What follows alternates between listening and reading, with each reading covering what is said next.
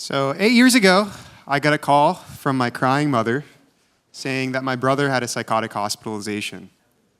As you can imagine, this was a very traumatic experience. He was not the brother who I knew him to be. Looking back, it was obvious something was off.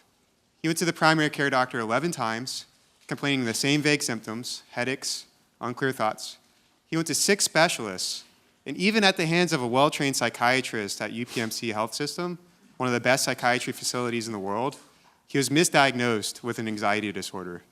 All the while, we wasted over $15,000 of our health plan's money to falsely diagnose him with all these things, leading to a psychotic break, which cost about $7,000, so a huge waste of money. And so at NeuroLex, we asked ourselves a question. What if we could prevent this? What if we could, in one of those 11 visits, detect something was off, properly treat him with something, and ultimately prevent his hospitalization? Well, 2 years ago, we found something really interesting. It's a paper published out of Columbia University, NYU, and collaborators at IBM that showed in a high-risk group for psychosis, aka one of the 11 primary care visits my brother went to, you could predict who would or would not develop a psychotic episode purely from a voice sample. With a psychotherapist from how's your day? This really caught our attention, and we looked a little deeper. And we found that voice generally can be used as a biomarker for a lot of different diseases, ranging from depression, Parkinson's disease, Alzheimer's, and a host of others. And so this research has been around for quite some time, started out with NASA and others for stress detection, and only recently has it been applied to healthcare and a lot of this disease diagnosis. And so at NeuroLex, what we're doing is productizing this. Instead of going to the doctor and giving a blood sample or a urine sample, we're taking a voice sample from a patient, from a simple vocal task, like describe this picture, or how's your day been? We then extract features from the audio as well as the text and produce a report like this with features and reference ranges in the same way that blood tests are done today. So instead of, say, serum bilirubin being elevated, indicating a liver function abnormality in a blood test, the semantic coherence of a text session may indicate somebody's at risk for psychosis. And so this approach, very, very analogous to existing models in medicine. We believe this offers huge value to the CEOs of health plans. We can reduce the cost from $15,000 to $500 and streamline the referral process to have one visit to a specialist. In the case of my brother, a psychiatrist, at-risk psychotic individual, and ultimately reduce the number of hospitalizations that occur. Our business model is also very simple. We're like a Quest Diagnostics, but for speech tests in the cloud.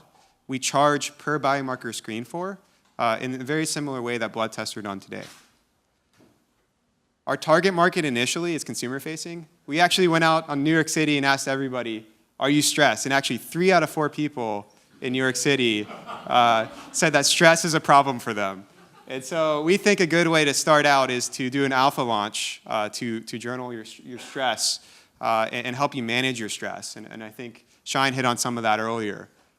From that consumer market, we're then extending to other diseases like psychiatry, neurology, and infectious diseases. You might be asking, what is infectious disease? I actually did a model on myself and found that when I had a viral illness, my sore throat was very sudden. It occurs in like a day. So your epiglottal jitter and some of the frequencies in the throat happen in one day. But when you have a bacterial infection, it's actually pretty progressive, and you have a deeper voice progressively. And so you can actually classify the sore throat as viral versus bacterial just from some of the speech features, which is interesting. So I often get that question that gives you an idea of it. So I'd love to get you all as alpha in the stress detection that we're releasing mid-month, so come after if you want to talk to me about that.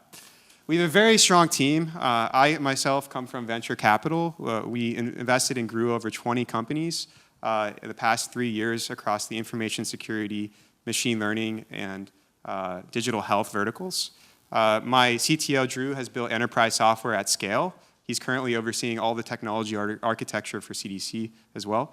And James Ferry and others have a very strong background in radio advertising and broadcast media. So we're bringing together a huge range of talent in venture capital, computer science, radio, and also venture capital and medicine. Our chief medical officer is at University of Washington. We're here at a demo day asking to raise a $1.5 million seed round.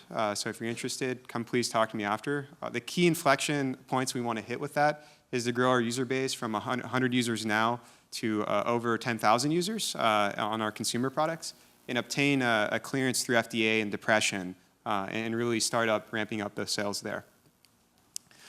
And so with that being said, I'd love to get into a demo, a quick demo of what you could see like currently using and distributing in some of our research pilots. Let me try to get this up. So I thought the only really way to give ethical consent would be do something on myself. So I recorded this a while ago. So this is just me asking. I was at the end of my day. It's like, how's my day been? What did I do today, from start to finish? I woke up today and then I drank some coffee and got a banana and ate the banana. And then So you can, as you see, it's nothing that interesting. It's just describing my day. But just from that sample of speech, there's a lot of interesting things you can get from it. So there's a lot of random numbers on here. Question ratio, filler ratio, verb frequencies, entropies, Brunette's index. You're probably wondering, what the heck are all these things? Brunette's index is a measure of the the richness of a text. So I was describing things in incredible detail. So it was low. It's like, what is that? But people who or more psychotic, actually it'd be high because you're not describing things in greater detail. So that's actually a measure of your acuity. So I guess had more acuity cognitively here. The words per minute, I was low, so I guess I spoke slower than normal. I wasn't depressed here, but it was like on the range. But this was only trained on 100 people so far. But usually depressed people are really low. It's like 100, 100 or so words per minute. And so you can just kind of think of this as sort of like, some of these features here are just like blood biomarkers. And serum bilirubin, for example, is elevated in some people naturally. And so we're trying to give physicians insight. We're also looking at a lot of the audio features plotted out with graphs. And we're starting out with zero crossing rates, energies, a lot of like very scientific terms. But you can think of these sort of like electrocardiograms or different ways physicians currently interpret graphs.